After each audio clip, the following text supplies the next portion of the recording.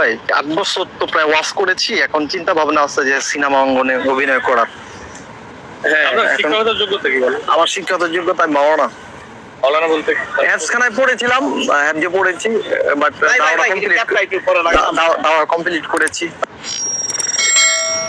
আল্লাযীনা হুম ফি সালাতিহিম খাশিউন।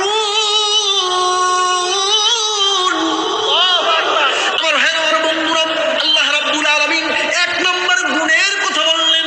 মুমিন যারা হবে তারা এক নম্বর মুমিনদের গুণ হলো মুমিনরা খুশু হুজুর সহিত নামাজ পড়বে।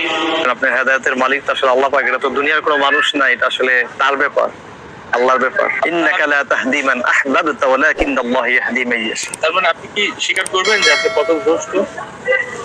আমি স্বীকার করব, আমি তো আসলে এমন না যে আমি আল্লাহকে ভুলে গিয়েছি বা আমি এখন আল্লাহকে মানতেছি না বা নাস্তিক হয়ে গেছি। আল্লাহ সময়ের কসম করলেন, আল্লাহ কালের কসম করলেন, আল্লাহ কসম করে পরের শব্দে আল্লাহ বললেন ইন্নাল ইনসানা লাফি খুসর। আছেন জেনারেল, আমি আপনাদের মধ্যেই জাস্ট এই ফিল্ডটা নেওয়ার জন্য না আর কি। জীবনে কিছু আশা এবং স্বপ্ন ছিল, এর ভিতরে একটা স্বপ্ন ছিল যে বড় বক্তা হব।